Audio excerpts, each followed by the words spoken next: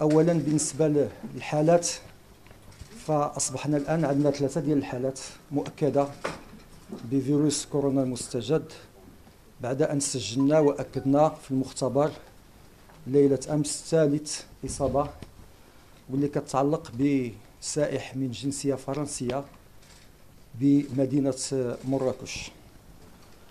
المساله الثانيه والمهمه هي تسجيل مع الاسف اول حاله وفاه بسبب مرض كورونا المستجد ببلادنا، وهذه الحاله كتعلق بالحاله الثانيه اللي كنا صرحنا عليها، واللي كتعلق بديك السيده المسنه، واللي كنا علمنا في وقتها بانه الحاله الصحيه ديالها كانت حرجه.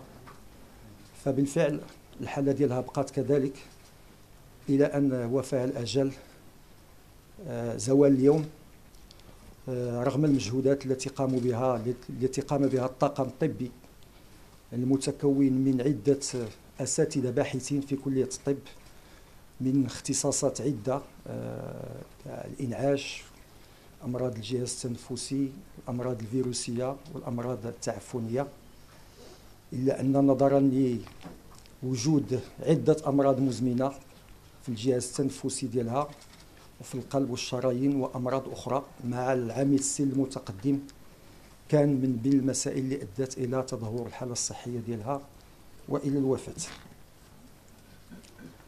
فيما يخص الحالة الأولى اللي كنا صرحنا بها واللي كتعلق بهذاك الشاب اللي جاء من مدينة بيرغامو الإيطالية، فهو الآن بصحة جيدة ويتماثل للشفاء.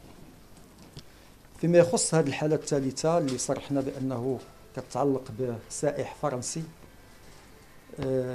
فهو أيضا الحالة ديالو الصحية جيدة، المرض عنده بسيط وهو يتابع العلاج ديالو بأحد المستشفيات بمدينة مراكش، من أجل أن نكون متأكدين من أنه لن يخالط ولن ينقل العدوى لأشخاص آخرين.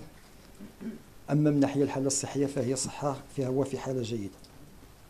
كنرجع وكنتكلم على الحالة ديال الوفاة، فكنبغي بطبيعة الحال بعد ما نقدم التعازي للأسرة ديال الفقيدة أنني نتقدم لهم بالشكر لأنهم تعاملوا بإيجابية مع الإجراءات ديال العزل اللي نصحت بها الوزارة ونصحت بها السلطات الصحية بمدينة الدار البيضاء، وكنتمنى بأنه حتى التعامل ديال المجتمع يكون تعامل إيجابي، لأنه هاد الناس كيعيشوا ظروف صعبة نفسانيا لفقدان أحد أفراد العائلة، وثانيا لالتزامهم بالظروف ديال العزل اللي كيديروها من أجل المخالطين الآخرين، من أجل المجتمع ماشي من أجلهم هما بالذات. فإذا هذه هي الحالة الوبائية، وبطبيعة الحال في إطار المنظومة الوطنية للترصد الوبائي ولليقظة وللتصدي لداء كورونا المستجد، فلا زلنا بطبيعة الحال ضمن تفعيل وتنزيل المخطط الوطني، ولا زلنا في إطار المرحلة الأولى اللي دائما كنذكروا عليها وكنقولوا بأنه هي الحالة اللي كتميز بتسجيل حالات وافدة. فإذا نحن لا زلنا في هذه المرحلة من تنفيذ مخططنا الوطني. والسلام عليكم ورحمة الله. ممكن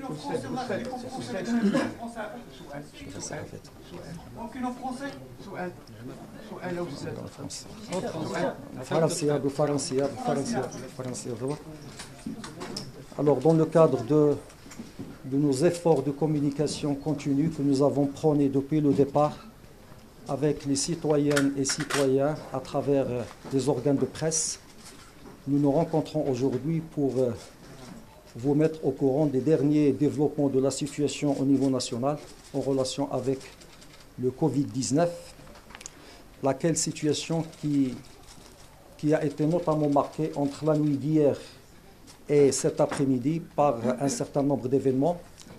Premièrement, l'enregistrement d'un 3e cas. Donc nous en sommes à notre 3e cas confirmé au Maroc.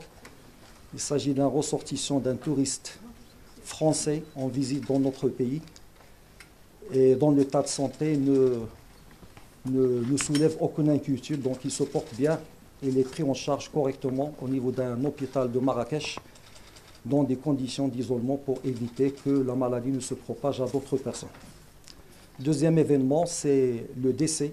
Donc c'est le premier décès au Maroc lié à Covid 2019. C'est le décès de la femme âgée qu'on avait annoncé comme étant le deuxième cas au Maroc et qui, si vous vous rappelez, on avait annoncé qu'il comportait un certain nombre de maladies chroniques sous-jacentes et dont l'état de santé était d'emblée assez critique. Et donc il est resté comme ça jusqu'à son décès en début d'après-midi. Pour ce qui est du troisième cas, et donc il se rapportait au premier cas qu'on avait annoncé, le jeune de 39 ans en provenance de Bergamo. Son état de santé s'améliore et donc il est en voie de guérison et, pour être déclaré en tant que tel. Donc voilà un petit peu le développement de la situation, marqué toujours par la mise en œuvre de notre plan de veille et de riposte à coronavirus 19 qui, je le rappelle, y est à sa première phase. On avait annoncé dès le début que la première phase allait être marquée par l'enregistrement de quelques cas importés. Et donc nous sommes à des cas importés qui n'ont aucun lien entre eux, fort heureusement. Et donc nous sommes en train de mettre en œuvre notre plan comme prévu au départ. La question, Jamal. جمال أمبوجي موقع العنقر والدي السؤال ديالي هو السيدة اللي توفات اليوم كيفاش غتكون يعني عملية الدفن ديالها بطريقة عادية ولا تكون شي إجراءات مع التوكل؟ بطبيعة الحال كاينين إجراءات احترازية لتفادي أي احتمال أو لأي عدوى. هو الاحتمال ديال العدوى كيكون ضعيف ولكن وارد، فلهذا فالإخوان في المستشفى اتخذوا جميع الاحتياطات وجميع الإجراءات باش الإجراءات تكون بطبيعة الحال طبقا للشعائر الدينية ديالنا وطبقا للعادات ديالنا، ولكن تكون في ظروف ديال السلامة الصحية الآمنة. سي محمد، بغينا نعرفوا هذا السائح الفرنسي منين قادم هذه المدينه، السن ديالو، واش العائله اللي كانت معاه غادي تطبقوا عليها ليزولمون؟ حنا كنتعاملوا مع اي حاله كما بغات تكون طبقا للمعايير وطبقا لما هو مخطط في البرنامج الوطني، في المخطط الوطني. فالسائح الا كان السن كيهم بزاف، نقول لك بلي السن ديالو 52 سنه، علما بانه هذه جزئيات بسيطه على اي حال، وغادي تطبق عليه جميع التدابير اللي اتخذناها مع الاطقم مع الحالات الاخرى، وهو قادم من مدينه باريس. وحده وليزولمون غتكون جميع التدابير اللي اتخذناها مع الحالات السابقه واللي جاري بها العمل في اطار المخطط الوطني غادي نتخذوها.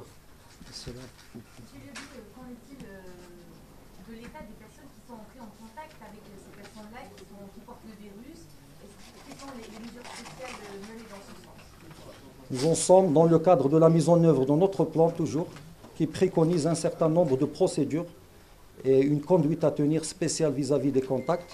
Je rappelle que dès la déclaration du cas, même en étant en stade de suspicion, pas encore confirmé, de commencer par identifier et par recenser les contacts.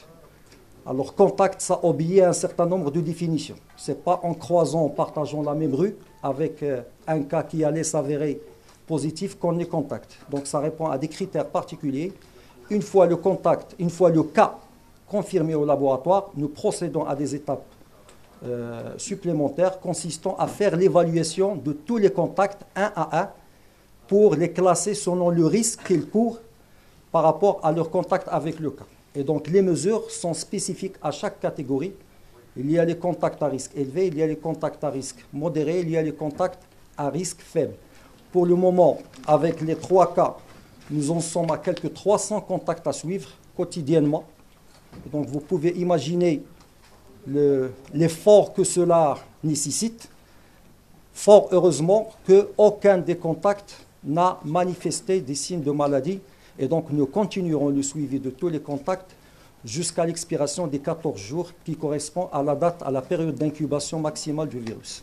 Assalamu alaikum. Assalamu alaikum wa rahmatullah.